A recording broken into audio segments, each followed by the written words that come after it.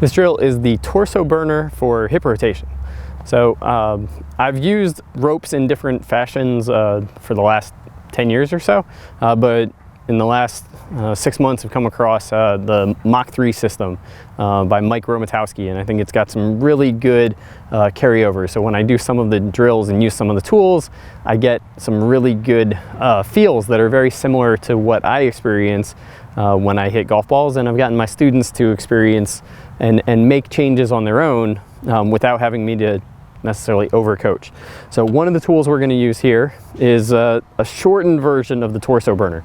So the torso burner ideally is about a 6 feet or 6 foot long piece of PVC pipe. So this is only 3 feet. So imagine twice this long, but you can still get the same benefit from a shorter stick. It's just not quite as precise, or you can't narrow in the lower body quite as well.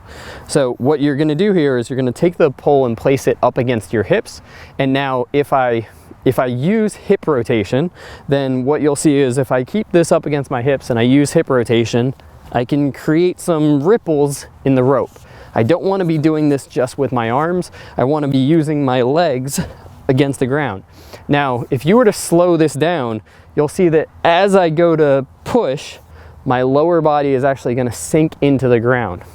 A lot of golfers who see on their swings that they tend to kind of stand up, I'll usually comment in their video that part of the reason that they're standing up is they're not pushing against the ground. They're basically not using their lower body in an efficient way to create rotation. Well, this tool here, if I'm holding it kind of wide just like this, you'll see that as I go back and forth and create some rotational speed from my lower body, there's kind of a rhythm to my upper body dropping down. And that dropping down is to allow me to create some more friction so I can twist my lower body even better. Now, doing this, I get a kind of a similar feel, especially if I emphasize it more in the direction of the target. I get a similar feel to what it feels like after I've done the Jackson 5 and as I go in through the release. For some of you who may slide a lot, this would help you feel more centered or a little bit more of that bracing.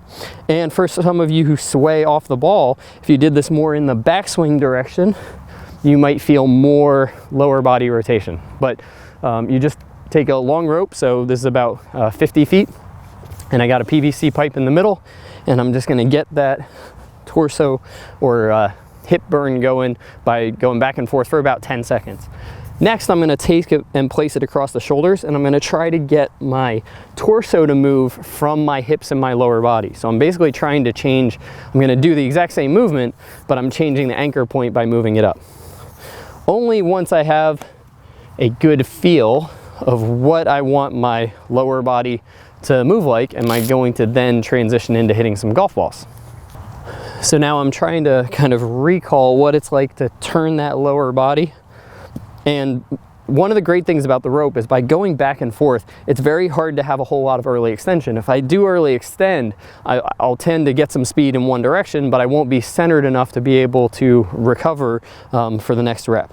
So now I've got the feeling of the lower body rotating, and I'm going to try to apply that feel midway in the downswing.